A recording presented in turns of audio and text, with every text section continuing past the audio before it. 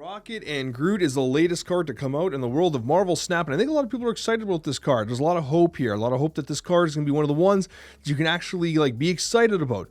Add to your collection, roll some keys on. Well, you don't want to do that because it has Blob and Selene in it, so the Spotlight caches are absolute garbage. That's unfortunate. But is it worth your keys? Is it worth your tokens? Is it worth your energy, your effort? Do you want it in your decks? Now, I think that generally speaking, Rocket and Groot is a good card. But I do come in a little lower than expected. I'm not saying it's bad, it's definitely not. It's definitely a good card. However, it doesn't reach that upper height of perhaps what it could have been. Still disruptive, still mobile, still very flexible. And I think the major thing about Rocket and Groot is that I'm just somewhat concerned it might be a jack of all trades and master of none, in the sense that it's going to be a very reliable secondary source of power. It's going to have the versatility of being able to move. It's going to be able to be disruptive to your opponent from the standpoint of stealing energy.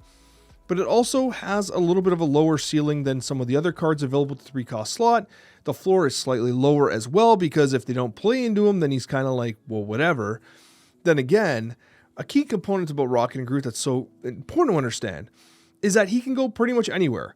He is extremely flexible. He's not niche in the sense that he is a card that only goes in one specific type of deck. We were very successful with a number of different archetypes today testing Rocket and Groot, and that goes to showcase how versatile he is. And he's kind of this catch-all card. Again, a jack of all trades. But it's the master of none part that gets a little concerning. In Marvel Snap, you only have 12 slots in a deck, and therefore each card has to carry a disproportionate amount of weight in that given deck. And so if Rocket Raccoon doesn't, or Rocket Raccoon and Groot don't actually reach the upper echelon of what that deck is trying to do, it's very easy to cut. Was it good in my Surfer deck? Yes. Was it good in my Toxic deck? Yes. But are there better options? Perhaps. So that is kind of the issue I have. It feels like a card that can go everywhere. I think it's going to be a really good card in your collection. But I wonder if, when it comes right down to it, and people start min-maxing individual decks and individual cards within those decks, if Rocket doesn't actually hold up, simply because there's always just a better, more tighter synergistic option, whereas Rocket and Groot feel like a catch-all.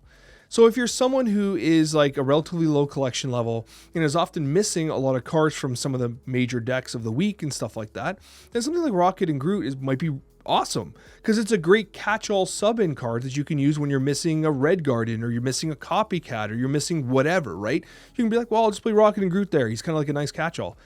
But if you're a larger collection player, there's a good chance that Rocket and Groot might be outperformed by more niche cards in given archetypes. That's my primary concern right now as of this recording. It's not to say that there isn't definitely a ceiling there. I think he's good. I'm confident with a 3.5, 4-star rating. I'm good with that. I'm not convinced he's going to hit that 5-star line. I just don't quite see it, especially when I think what 5-star looks like to me in terms of what a Galacta is or a Surtur is. I don't think he reaches those levels. He just doesn't. But he is a good card. But perhaps a little on the lower end than I would have expected. So yeah, 3.5, 4 stars for sure is kind of where I'm leaning. But of course, what I always recommend you do is you wait towards that end of the week to make your determining purchasing decision as to whether or not you want to actually drop the tokens, or if you want to drop the keys or whatever, right? Your resources are super valuable. So don't FOMO in. Always wait till the end of the week before making your decision, because when we do the decks of the week, we'll have more information with regards to stats. And of course, when we do the Monday Snapchat, we do review the card. We have a much better picture of how that card performed, especially considering you have the weekend missions that were present, which also encourage people to play that card, which really helps for that determination of whether or not you should be spending your resources. Let's talk about some decks, okay, guys? So when it comes to the decks here, these are the decks that I was playing with, and honestly, I liked this Surfer deck. Surfer, I think, is in a really good spot, and I think Galactic Surfer is very, very strong. It's a great option all across the board, and in this case here, we cut, in a traditional Surfer list, you often have the Nova Killmonger. In this case, we play the Nebula, because Nebula synergizes very effectively with something like a Rocket Raccoon. The Okoye and the Nakia work really well, of course. With Sebastian Shaw, they work really well with Brood, just generally a buff type deck. And if we're working with a buff type deck, especially with the Galacta, I lean towards playing something like a Gladiator. He's huge power. He's very often going to trade effectively with whatever he happens to pull, thanks to Galacta, Nakia, and Okoye. He's a big body, he has a lot of power, and I actually originally had cut Copycat, but I was like, you know what? It's been a while since I've like legit given Copycat a shot, because like I just felt like, oh, the old Copycat was so much better, and I know she's still good, but she was great. She was great, and I played her a lot, and I was like, you know what? Like, I actually kind of miss Copycat, and again, she's another good catch-all card, right? Where Rocket Groot is as well. This deck performed really well, and if you're looking for a place to play some Groot, I think this is a good spot. I just was really impressed. This, honestly, I ran like a 90% win rate over the couple hours that we played, Rocket Groot. Again, not a massive sample size, but still, we did really well. The next deck we'll talk about here is going to be the Scream deck. This deck was good, but like, I kind of was surprised that Rocket Groot was not a great performer in this list. It worked okay, but again, this is one of those situations where like you take out a Juggernaut and you add Rocket Groot. And it's like, okay, is that really worth it, right? The traditional deck that was like kind of like the main one for a while was like Nebula out, Silver Sable in, Rocket Groot out, Juggernaut in. And then so you have this iteration of it that has the Nebula and the Rocket Groot. Is it better? It's not necessarily, right? I actually did like Nebula in this deck. I found it was cool because I could play Nebula and then I could play like Kraven and others. And then they'd be in a situation where like, well, I want to play in the Kraven lane because I don't want to get pulled in there, but now Nebula's there and I'm going to... It gave them kind of the interesting options where I actually think I prefer Nebula over the Silver Sable, which was being played traditionally. So that was a cool discovery. But do you play Rocket Raccoon over something like a Juggernaut? I don't know. But Rocket Raccoon does a good job of activating the Miles Morales in the event that you weren't actually able to move anything in a prior turn, right? So it does have a little bit of versatility, which I do appreciate. Obviously, it synergizes with Kraven as well. There's opportunities for it to be good here. And it was good, but then again, like, Juggernaut might just be better. And because it's a jack of all trades, it might just end up not making the top version of that deck. Then I was playing Toxic. Now, this deck was a ton of fun to play. I actually really like this deck a lot. Now, this is a little bit like there's a couple meta shells of this. I was playing a Spider-Woman version, and I liked it. I actually really like Spider-Woman in this deck, by the way, because when you get a Spider-Woman with something like an anti-venom, it's huge. I think Spider-Woman helps to really activate your Ajax if you don't happen to draw into your Hazmat. It gives a lot of options. I really like Spider-Woman in this deck. I think it might be a little slept on. Malekith, obviously great in this deck as well. And Rocket Raccoon was just good. It was just good. Like, it was just a good card. It did its thing. It worked well here. And yeah, it's just fine. But is there the potential that Rocket gets cut from this deck because there's just a more synergistic, better piece? Then yeah, possibly. Absolutely, right? We're seeing a lot of different types of Toxic decks. And does the best one feature Rocket? That's something we'll have to see as statistics kind of show. Did it play well? Yeah, it did. Absolutely, right? But it wasn't like absolutely crushing it. So overall, the way I kind of lean towards Rocket Raccoon and Groot, I like the card. I think it's a good card. Is it worth your Spotlight keys? It's hard to roll the keys in a Spotlight Cash week that's so bad. Is it worth the tokens? Kinda. Like, I kind of like it. But again, tokens are rare. Tokens are hard to come by. And the main challenge is that I think it's a better fill card for players of low collection levels, whereas players with high collection levels, it might be easy to replace with more synergistic options, right? So that's my take. That's my take. Do I like the card? Yeah. Did I win lots of games? Heck yes, I did. My win rate was actually incredible. I climbed a ton of ranks today practicing it. So I think that goes to showcase how good it is. It is a good card. But each individual person's kind of like resource situation is a little different, right? As always wait towards the end of the week. But regardless, I do think it's a good card and worth having in your collection. Thanks for watching, guys. I hope you enjoy these gameplay highlights. Okay, we've got some Kitty Pryde gameplay and an Adam Warlock Dan Hip gamer. You don't see that very often. You really just don't. Copycat, what do we got? Got Thena. Thena's pretty good there. Damn. Agent Venom. It's a big hit, especially with the Abby, because you know they're going to pull now. A lot of additional energy here. A lot of additional energy. I think you got to go Galacta mid for the draw. Into the Thena for the... You play two cards here, right? She gets double pumped. You never risk left because, unfortunately, we have Brood that can play there so effectively. Rocket and Groot can get in there.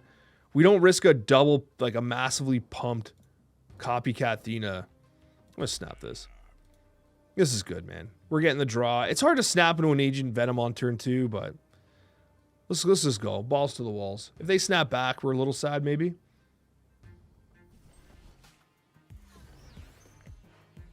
Look, everyone's drawing cards. Oh, I draw... Okay, Okoye. And they can say, oh! Where's that Rouge at? Oh my gosh. Rogue is going to feast. I got a rogue surprise play him, though.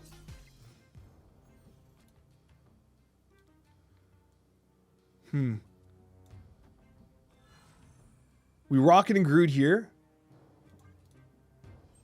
No! Come on, Danger Room. Give him a pump. Give him a good pump. No. Dodged all of it. Unbelievable. All I want for Christmas is a solid pump. And didn't get any of it. We got a 3-5 Glad. Goes back to 3-8 Danger Room. It's not good enough, man. Congrats again on 100K, Alex. Your endless chill is always appreciated. James, thank you for those 19 months. And thank you. Hey, what can I say? I'm still having fun. Still having fun. No game audio. Is it too low? Is the game audio too low? There is game audio, I promise. I promise there is game audio. But if it's too low, that's a factor. Okay, we'll do this. I thought they were going to read the move, but they didn't. Okay. We're in a good spot. Okay, Iron Man getting hit by Rogue, also good, by the way. Make no mistake. We got a buffed Sebastian Shaw. We hit the Rogue. We don't move Groot. Or do we move Groot here? And then you play Sebastian Shaw, no Surfer. You take Claw or Iron Man. They're gonna Onslaught here. Well, let's see if we hit the Iron Man. Let's try this. This is a fun play. We might lose. I think they're gonna play mid. Okay, they do play mid. We Rogue, Iron Man. Okay, we hit the Claw. It's not bad. Iron Man's better. But let's see what happens here. It's Mystique. Hits the Iron Man. So that's a big play. Pim Arrow. Big. Bast. Oh. Wow. Oh my gosh. What a game. What an unbelievable close game. Wow, that had everything. We have a copycat at 17. We have a Sebastian Shaw at 11. Rocket and Groot made a bit of an impact there. Rogue stole the game. The U.S. agent going into cloning vats. We do not have initiative. Not that it matters. We will have initiative now. Oh, we get to play so many Groots and Rockets now? We can just keep cloning Groot and Rocket? Oh, Quantum Tunnel gameplay. All right. No, certainly they're going to play into the cloning vats. Uh-oh, copycat? Oh, it's Ajax. No way. That's so bad. That's really good for them. That's bad for us. Do I play Hydration Robert? Let's do this. Yo, that's a nice Cassandra Nova. Gotta pay them the respect.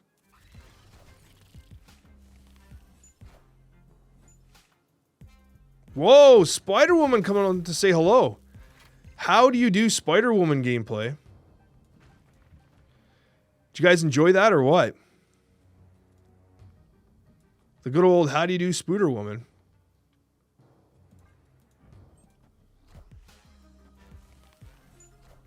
Rocket and Groot feasting. Into Man-Thing. Could it have gotten worse for them? Oh, but it's, of course, copycat over and over and over again. That is potentially the problem. But look at this game now. Okay, watch this. Quad Rocket and Groot gameplay. Into what, though? Let's throw down Luke. Let's just keep Luke. We don't need to rotate him out. Let's do this.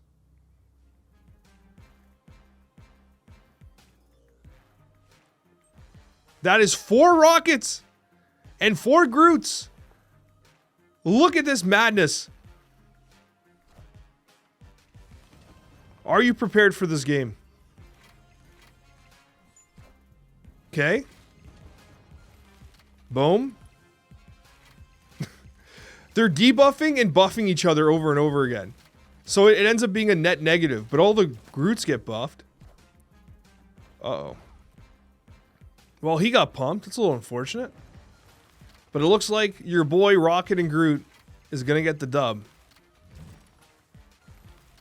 Now, y'all didn't see this coming. What a beauty. What a absolute beauty win.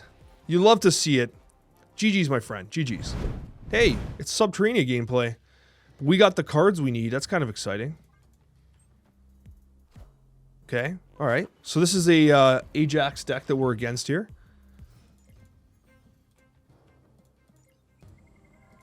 Okay. Not bad. Not bad. Ajax. Do we glad now? No, I think what we do is we actually brood here. I think brood mid's fine. Galacta into Gladiator, perhaps. But the problem is that Galacta brood plays nice, too. Nah, we just stay on curve here. Let's just do this. I think we Galacta on the right. Gladiator left. Now, these decks are kind of difficult for us, too, because with Ajax, he can obviously pound the brood with the Hazmat or even the he's got options. He can pound us pretty good here.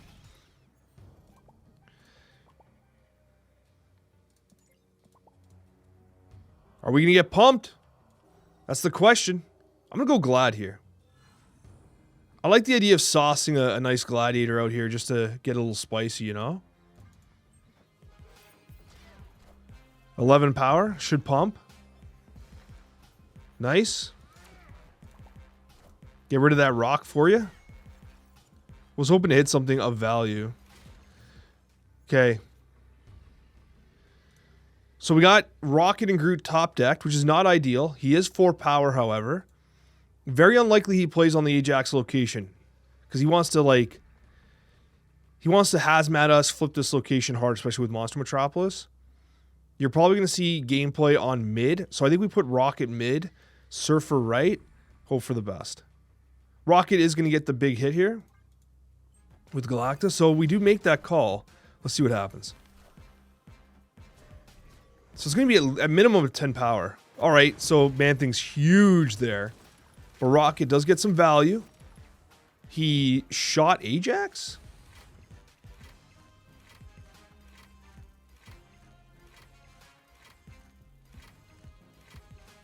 Okay, got the dub. It's what I expected, right? They knew they were going to flip left. They wanted to attack mid. We knew we were vulnerable to Man-Thing. We got the dub anyway. That was good. That was good. And I mean, Rocket coming out on the last turn is probably the worst case scenario for him, and he still did pretty solid there. Here we go. Sony. And we don't draw our cards. I don't think we've gotten Zabu once as a turn 1 play since we started playing this deck, by the way. Just hasn't been in the cards. US Agent coming in with the immediate pressure on mid. Do I want the additional energy? Absolutely. Wow. Ebony Maw means that A, they're playing War Machine. B, we are unable to get initiative here, which is crazy.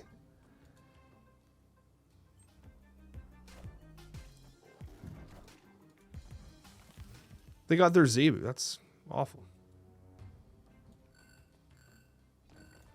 Malekith. Yes, we're pumping our Malekith technically, but we're going to fill the room here. I don't care about that. There's Hazmat. That's great.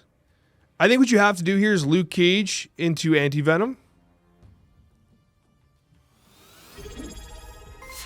Hey, thank you for the support. Appreciate you guys more than you can imagine. You could have even have made the argument to not play Luke Cage to make Ajax go even higher. So they're definitely going to play Infinite on the Nexus. What I think we have to do is we have to play Hydration Robert because he'll be a 5. Rocket and Groot, unfortunately, will only be a 4.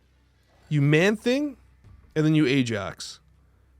Ajax is going to be pretty big, but unfortunately, even though we have Hazmat underneath this, Infinite, it's a risky play. Let's send it. Alioth would crush us, yeah. That's what we expected. Okay. There it is. And here's the coup de grace. It doesn't get much better than that. Nice. Solid win. And in that case, I think it was right to not move the Rocket and Groot and to keep Hydration Robert there. It made the most sense for sure. Yeah, Luke Cage definitely helped us there. But with the Nexus, you could have made the argument that all the additional damage taken and just making Ajax bigger could have been more beneficial. Like, if we really wanted to reach just on Nexus, Luke Cage actually lowered our verticality slightly. Go big house here. Actually, you know what? Hydration Robert into the big house. He's going to get snapped into the big house, right? Got this Malekith gameplay as well. Malekith's been good. Malekith's been solid. Tempo Hazmat, I'm not quite there. Also, I'm not sure which border I want for Hazmat yet. Whether I want, like, the toxic green. We're going to go the US agent into the sewer system. We've got Rocket and Groot gameplay here. Go Malekith on to the Hydration Robert. Do they go with the quick move of the Groot? That's the question. No, they don't. I see. We got some Red Guardian pump action. I should have probably played Agent Venom.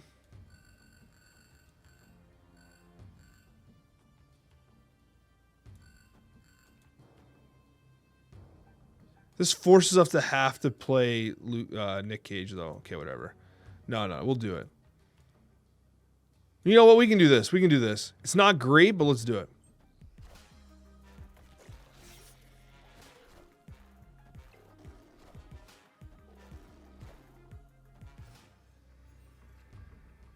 Okay. Man, would have loved to have been able to... I should have moved Hydration Robert. Should have moved him. We can pump left.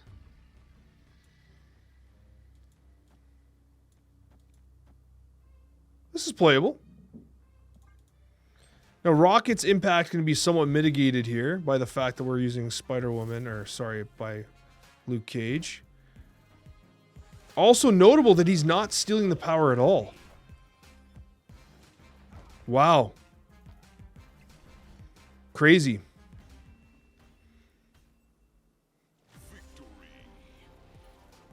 So he didn't steal any power from the Luke Cage affected Spider-Woman and Hazmat. If I changed the order, I wonder how that would have played out. I wonder if he would have stolen the energy, then they would have popped back up. We got to test that.